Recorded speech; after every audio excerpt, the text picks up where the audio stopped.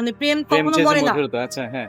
প্রেম কিন্তু জীবন্ত, real love never die, কখনোই মরে না। হ্যাঁ, দেখা যাচ্ছে নায়িকার মৃত্যু ঘটে গেছেন। শুভেচ্ছা জানাচ্ছি বইমেলা থেকে, আমি লুৎফর রহমান জয়। এই মুহূর্তে আমাদের হাতে দুটি চমৎকার বই এসেছে। একটি হচ্ছে গহীনে কাব্যগ্রন্থ এবং আরেকটি পাহাড়ের কান্না।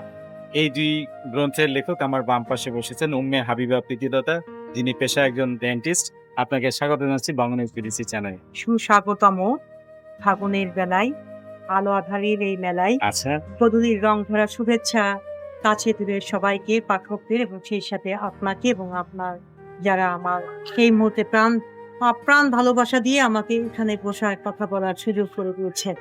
প্রীতিলতা, আপনার নামেও আমাদের দেশের এক বিদ্রোহী নারী এবং দারুণ একটি ভালোবাসা এবং শ্রদ্ধা রয়েছে।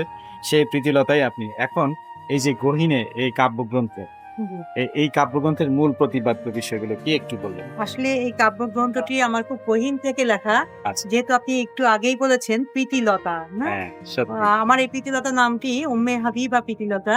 আমাকে আর উপাধি দেওয়া হয়েছে নজরুল একাডেমি। সবাই মিলে আমার বিদ্রোহের জন্য আমার প্রীতিলতা নামে ডাকতে খুব পছন্দ করতেন। আমার নামও ডাকনামও প্রীতিলতাই। তো যাই হোক, আমার এই যে পথে পথে বিদ্রোহ, পথে পথে রক্ত, পথে পথে ক্ষয়, আর সেই ক্ষয় অবক্ষয় থেকেই আমার এই গহীনে লেখাটি কাব্যগ্রন্থ। এটি আমার ব্যথা নয়, এ মানুষের ব্যথা, অসংখ্য হৃদয়ের ব্যথা। এবং বাংলার আকাশ থেকে যে রক্ত ঝরেছিল, আচ্ছা, 17 বছরে আচ্ছা। যে মানুষের উপর জুলুম, নির্যাতন, ক্ষয়, অবক্ষয়, মানুষের মানবিকতার যে বিলুপ্ত হয়ে গেছিল, সেই বিলুপ্তির কাফন করিয়ে আমরা যে বিজয় এসেছে, বিজয়ের আনন্দে আজকে বাংলার পথঘাট বেশি গিয়েছি। আমাদের সেই প্রীতিলতা কিন্তু এখন সত্যিকারের একটা এবং সাকসেস জায়গাটা পৌঁছেছেন।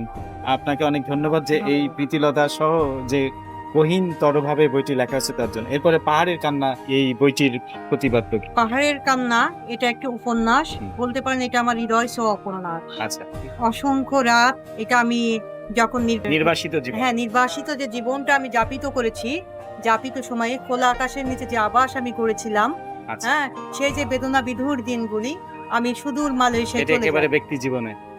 ব্যক্তি জীবন, সমষ্টিগত রাজনীতি সবকিছু মিলেই বলতে পারেন। আচ্ছা, যেহেতু আচ্ছা। আমার লেখার হাতটা খারাপ ছিল, আমি তখন ওখানে হায়ার এডুকেশনের জন্য চলে যাই মালয়েশিয়া। এই সময়টি আমি কাজে লাগাই। আলহামদুলিল্লাহ ফর এভরিথিং। এই সময়টি আমি, যেহেতু মালয়েশিয়া পাহাড়ের দেশ, এবং আমাদের দেশে যে পাহাড়ি মেয়েরা, অর্থাৎ পাহাড়ি মেয়েরা যে থাকে না আপনার মেয়েরা, হ্যাঁ, এটা হ্যাঁ। অনেকটা বলতে পারেন রোমান্টিক ট্র্যাজেডি এবং বিরহ বেদনা বিধুর। অর্থাৎ প্রেম যে অপ্রেম, মানে প্রেম প্রেম কখনো চেয়েছে মরে না। মধুরতা। আচ্ছা, হ্যাঁ।